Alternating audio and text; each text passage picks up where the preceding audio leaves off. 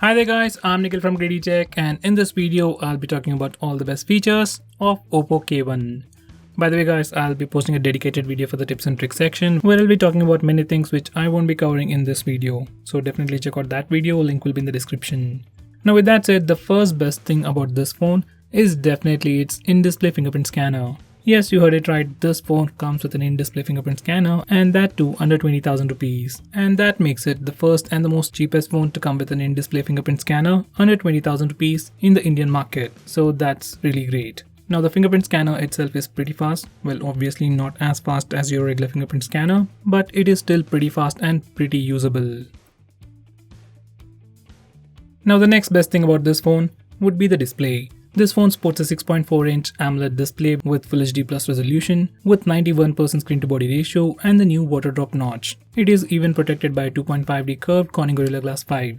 As it's an AMOLED display, colors pop out a lot and the blacks are truly blacks. I personally love AMOLED displays and I'm really liking it on this phone.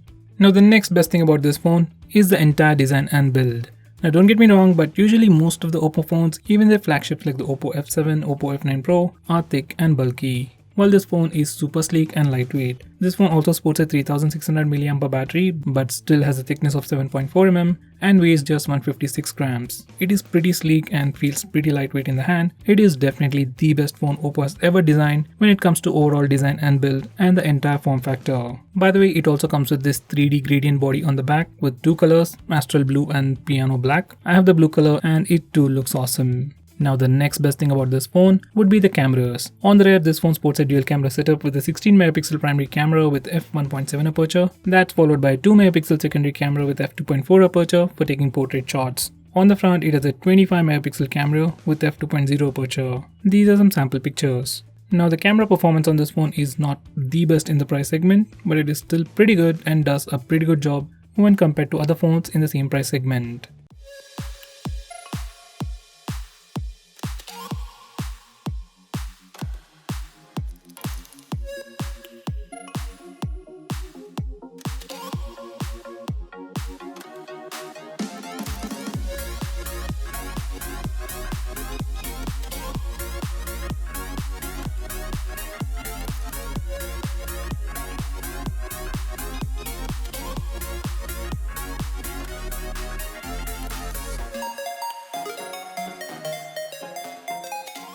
Now the next best thing about this phone would be the performance. This phone sports a Snapdragon 660 processor with Adreno 512 GPU with 4GB of RAM and 64GB of storage. These are the Antutu and Geekbench scores. Once again, this is probably the first time for Oppo to give us such a powerful processor for a phone under 20,000 rupees. Usually they stick with entry-level processors or processors from MediaTek, but this is the first time for Oppo to offer a phone with Snapdragon 660 processor under 20,000 rupees. So that's another great thing about this phone. And by the way, performance of this phone is also pretty good. You can also check out my gaming review for more information.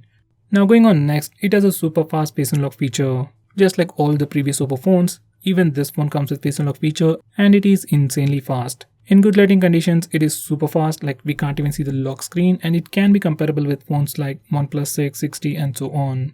Even in low lighting conditions, face unlock works really well and it is pretty fast.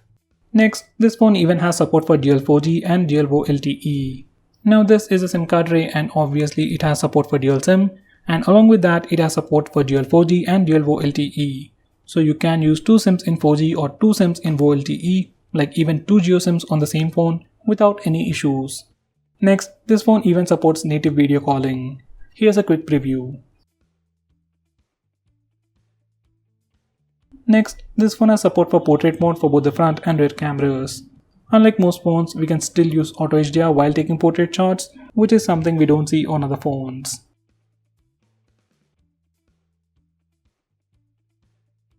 Now these are the sample pictures.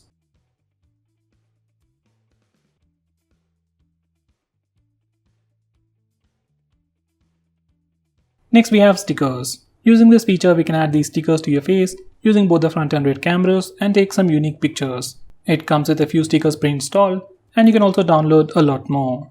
Next we have some camera gestures. For both the front and rear camera, we have a very common gesture called tap to take picture.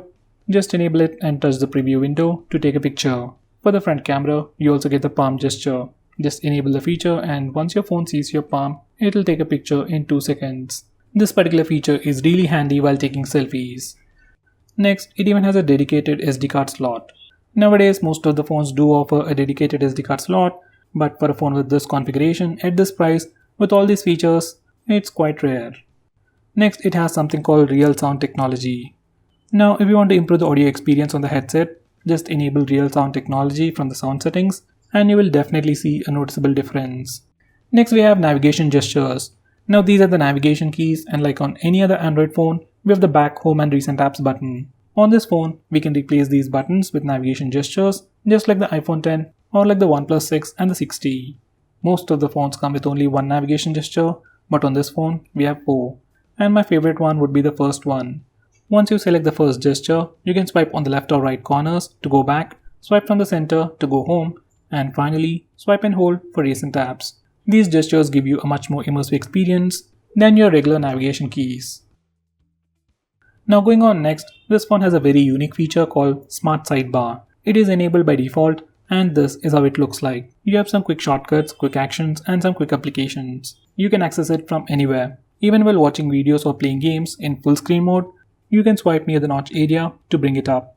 From here, you can quickly launch applications, take a screenshot, record the screen, block banner notifications, and finally open few applications in a floating window. Next, we have Assistive Ball. Now, just in case if navigation gestures are not really your thing, but you still want a much more immersive experience, you can enable Assistive Ball. Once you enable this feature, you'll see a floating bubble that can do multiple actions. Now first you need to select the operation mode. You have gestures and tap mode. I'll go with gestures. Now you can tap once to go back, double tap for multitasking, and touch and hold to go home. If you select tap, once you click it, you just get additional options, just like the iPhones and iPads. Now this is another way to interact with your phone and gives you a much more immersive experience. Next we have some screen off gestures, like double tap to wake. Just enable it and double tap the screen to wake it up.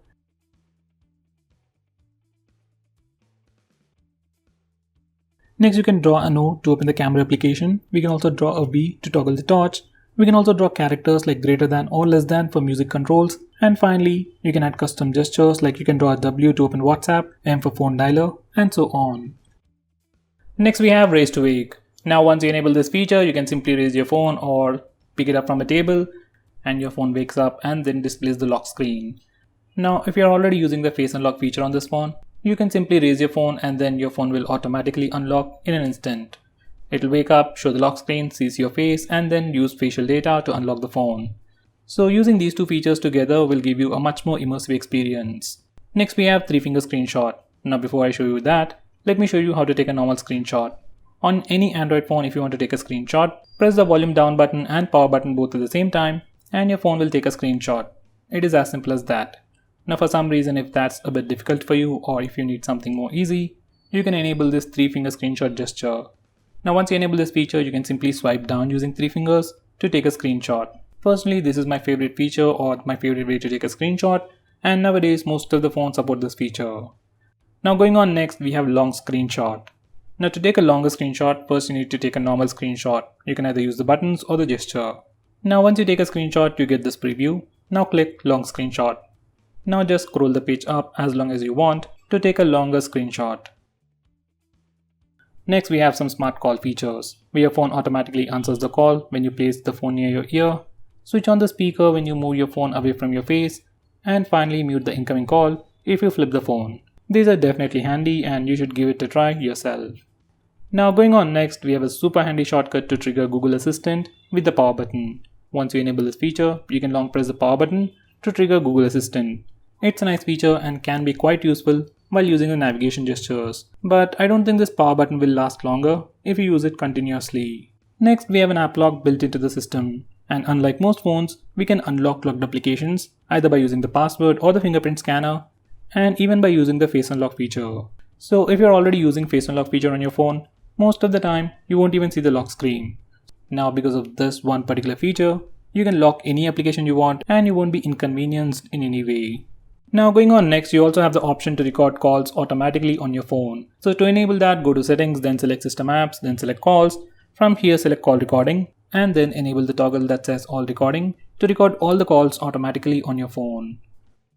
Next we have night shield. Now once you enable this feature, it puts a warm tint on the screen and thereby filters the blue light. According to research, blue light emitted by our displays affects sleep at night. So to prevent that, we have this night shield mode, and you can enable it manually or schedule it to automatically turn on or turn off at a specific time. Next we have Startup Manager. Now just like the name suggests, it's a feature that allows you to stop applications from auto starting in the background. Now most of these applications automatically start in the background and then drain your battery life. And for the most part, just applications like maybe Instagram or WhatsApp needs to be allowed to auto start. So you can disable auto start permission for all these applications and further improve the battery life. Next we have Smart Scan. Now this is an application like Cam Scanner which helps you take better pictures of documents. It's more like a document scanner. Every time you want to take a picture of something related to text, use this application. It will take better and sharper pictures. Next we have Wi-Fi tethering. Now this is a very unique feature which allows you to share existing Wi-Fi connection to other devices. It's like your regular hotspot, but instead of using your mobile data, it will use your existing Wi-Fi connection. Now you might think this might not be a useful feature, but let's say if you're in an airport or a hotel where you have access to only one device or a Wi-Fi, then in that situation, you can share the existing single Wi-Fi connection to multiple devices. Next, we have a security feature which protects your personal information. Whenever any application tries to read your personal information like messages, call logs, and contacts, this feature provides fake data to those applications. Many applications on your phone try to read your personal information. Even Amazon does that. So using this feature, we can still use those applications safely without sharing your personal information. Next we have Clone Apps, which is a feature that allows you to use two instances of the same application. Like you can have two WhatsApp accounts, two Facebook accounts, and two Instagram accounts on the same phone. This is definitely a very handy feature, but it is still limited to only very few applications. Let's say if I want to use two Paytm accounts on the same phone, we can't do that. Next we have Game Space. Now this feature or application just tries to improve your gaming experience and gives you a lot more cool features. Now once you add all your games to this game space and then open that game, your phone will divert all the resources to improve your gaming experience. It means faster game load speeds, better visuals, and more than that, it gives you the option for Do Not Disturb mode, where you won't be interrupted with annoying notification sounds or visual disturbances like banner notifications. You also have different power profiles to improve the performance or battery life. It also gives you the option to disable auto brightness, which is missing on many phones out there. Next we have Split Screen mode. Now split screen mode has been on Android for a very long time, but on this phone, we have some more features. Now to start a split screen mode, as always, you can simply press and hold the recent tabs button. Or on this phone, you can also use the 3-finger gesture, simply swipe up using 3 fingers to open the current application in a split screen mode. You can choose a secondary application from the list below. Personally, I like this gesture and I wish every other phone has it. Next we have Automatic On-Off. Now this is another weird name for schedule power on and power off. And using these settings, we can automatically turn on and turn off your phone at a specific time. Next we have something called Smart Assistant on your default launcher or your default home screen. You can simply go to the leftmost corner to find the Smart Assistant, which simply displays weather information, calendar events, and some quick shortcuts. You can enable it or disable it from here. Now going on next, this one even comes with screen recording. I really don't know why you want to record your screen, especially on an Android phone, but for some reason if you want to record it, you can start it from the notification toggles, or you can also use the smart bar, which can be accessed from anywhere by swiping on the right side corner. You can stop recording by clicking the stop button on the floating bubble. Next we have Smart Energy Saver. Now this is another feature to improve your battery life. If you enable it, your phone will automatically manage all the apps running in the background to improve the battery life. If you disable it, you get the complete list of applications that are installed on your phone, and you can manually choose to block an application from running in the background. Next we have Oppo Share. Now this is a feature like Share It or Apple's AirDrop, which allows you to share information, whether it's files, images, or anything between Oppo and Realme devices over Wi-Fi, just like Share It. Next we have Smart Driving. This is another fancy sounding feature which simply gives you various features to manage calls and messages while driving. We have a similar feature on many other phones, but on this phone, we can automatically enable it or turn it on when you connect your Bluetooth in your car, or else you can manually turn it on if you have a bike. Next we have Kid Space. If your kid is troubling you about your phone, he wants to play some games, or maybe sometimes he accidentally purchases stuff, Kid Space can be quite useful for you. Once you configure this kid space, your kid will be able to only use specific applications that you choose, and he will be able to use your phone only for a specific amount of time. Once again, it's a nice feature, but if your kid already knows your password, it's completely useless. Next, we have a feature called anti-harassment, which, as the name suggests, is a feature to block calls and messages. But unlike other phones, it gives you some additional options. Next, we have Private Save. Now this feature is more like an application or like a vault where you can hide all kinds of files. Just like the app lock, we can have a completely different password from your lock screen, and we can unlock it using your fingerprint or your facial data. Personally, I suggest you to use Gallery Vault. So guys, those were all the best features. If I missed out on anything important, do let me know by commenting below this video, and make sure you check out my video on tips and tricks section. Link will be in the description. Now, if you're planning to buy this phone, please use the link in the description. It always helps the channel, and if you want us to make any specific video, tweet out to us with the hashtag ASKGREEDYTECH on Twitter, and I'll try to make it as soon as possible. I'm Nikhil from GreedyTech signing off. Have a nice day.